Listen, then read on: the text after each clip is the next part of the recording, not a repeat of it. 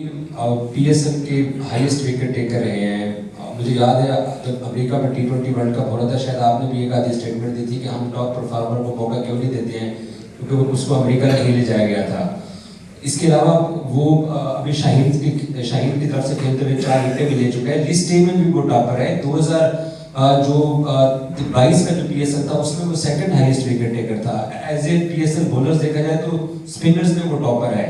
तो आखिर किस चीज़ की उसको सजा दी जा रही है? क्योंकि आजम खान अगर पीएसएल या कुछ दिन शाह बीपीएल की परफॉर्मेंस में सिलेक्ट हो सकते हैं इस टीम के अंदर, तो वो क्यों नहीं आ रहा? और दूसरा सवाल ये कि क्या हम जर्नलिस्ट ये अब अखज़ कर लें कि बाबर और रिजवान अब पाकिस्तान के फ्यूचर T20 प्लान्स का हिस्सा नहीं है, अब आप एक नई सिमत की तरफ चल पड़े हैं? किस सवाल का जवाब? पहले तो आपके 6-7 सवाल हैं, दोनों सीक्वेंस में। अच्छा, सीक्वेंस में चला। तो देखिए, आपने बात की उसामा मीर की। देखिए, अगर आप एट टाइम्स देखें तो आपका जो कंपोजिशन है वो ज़रूरी होती है। अगर आप ओडीआई में देखें तो लोग बहुत सारी बातें कर रहे थे कि स्पिन कम है, कुछ है, लेकिन सिवाय इंडिया के, क्योंकि वो वहाँ पे उस कंडीशन में खेल रहे हैं, हर टीम जो है वो 7 अपने बैट्समैन रखती है जिसमें ऑलराउंडर्स होते हैं, और बाकी उसके 4 बॉलर्स होते हैं जिसमें 3 फास्ट, 1 स्पिन होता है। तो इसी तरह से जब आप T20 की भी टीम बनाएंगे तो आपको ऑलराउंडर चाहिए होती है। तो इसीलिए जो उसामा का जो ना खेलना था वो उसकी फ़िटनेस को लेके बहुत बड़ा कंसर्न था।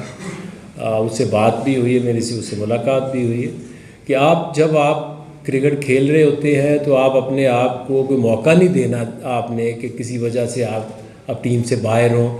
जब आप कमबैक की बात करते हैं तो एट टाइम्स, अब जैसे सुफियान है, सुफियान को हम इसलिए T20 में रखते हैं और रखा भी है क्योंकि एक तो वो लेफ़्ट आर्म रिस्ट स्पिनर है जो कि आपको एक डिफरेंट एंगल देते हैं।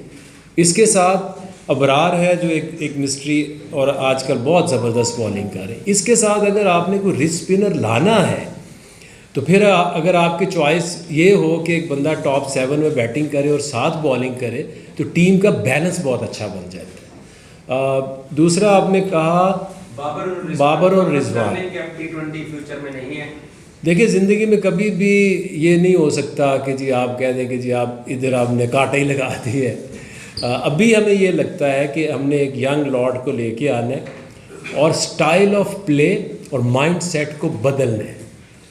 अगर आप देखें तो बहुत सारी टीमें जो हैं उन्होंने, इवन इंडिया ले लें, वेस्ट इंडीज़ ले लें, बहुत सारी टीमों ने अपनी T20 की टीमों को ऑलमोस्ट 80% 90% सेपरेट कर दिया हुआ है। आई नो कि उसमें आपको 1-2 प्लेयर्स चाहिए होंगे। जैसे इस स्क्वाड में अगर आप देखें तो इसमें साइम फिट होके वापस आए, आपका फ़ख्र ज़मान फिट होके वापस आए, तो एक बड़ा अच्छा ये एक बंच बनता है। और हमारी कोशिश ये है कि कुछ 24-25 लोगों का जो एक ग्रुप है वो इकट्ठा रहे ताकि जो आपका एशिया कप और वर्ल्ड कप तक उस बेंच से बहुत ज़्यादा बाहर ना जाए और एक माइंडसेट के साथ अप्रोच करें towards Asia cup and world cup. Aqib भाई, इंग्लैंड के खिलाफ हम जीते तो सारा क्रेडिट आपको दिया गया जो बनता भी था। अब हम ICC चैंपियंस ट्रॉफी में बुरी तरह शिकस्त हमें हुई है, तो आप एज ए हेड कोच और as a selection committee member इस शिकस्त की जिम्मेदारी कबूल करते हैं? बिल्कुल करता हूँ, क्योंकि ये मेरी जिम्मेदारी है एज हेड कोच के जो बुरी परफॉर्मेंस आई है उसको मैं ओन करता हूँ, और उसके हवाले से जो भी चीज़ आप समझते हैं कि मुझे ये ज़िम्मेदारी कबूल करके कोई डिसीजन इस तरह का लेने चाहिए, मैं उससे भी कभी नहीं घबराता। बट एक चीज़ मैं आपको बता दूं कि अभी भी बस interim coach for 3 months champions trophy, क्योंकि अभी बीच में इतना गैप नहीं है कि you bring somebody else in. तो अभी भी एज इंटरम कोच न्यूजीलैंड में भी जा रहा हूँ। बट एक चीज़ आप सोचिएगा ज़रूर, मैं हमेशा से ये एक बात करता हूँ, क्योंकि ये एक रीज़न होती है किसी वजह से कि आपकी जो क्रिकेट है वो इतनी नीचे आती है। पिछले 2.5 साल में हमने कोई 16 के करीब कोचेज़ बदले, और कोई 26 के करीब सेलेक्टर्स बदले हैं। ये 2.5 साल में ये फार्मूला आप दुनिया की किसी भी टीम के ऊपर लगा दो तो मेरा ख्याल कि वो उसकी हालत ऐसी ही होगी। बट आई स्टिल बिलीव कि आगे जाके कंटिन्यूटी आनी चाहिए, कंसिस्टेंसी आनी चाहिए। सबसे ज़रूरी है आपका जो चेयरमैन से लेके नीचे तक, जब तक कंसिस्टेंसी नहीं आएगी आपकी जो टीम है या आपकी जो परफॉर्मेंस है वो आगे नहीं जा सकती।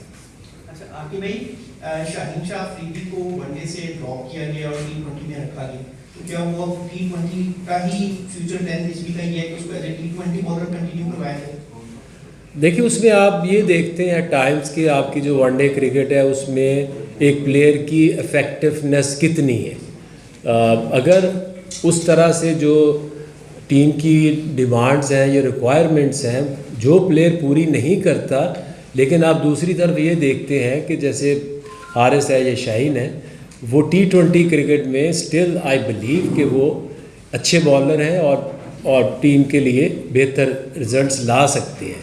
अब वैसे ही जैसे ये नहीं है कि आप वो सारी ज़िंदगी T20 ही खेलेंगे और कुछ खेल नहीं सकते, बट एज सेलेक्टर हमारी ये जिम्मेदारी है कि आपने राइट डिसीजंस लेने एट द राइट टाइम।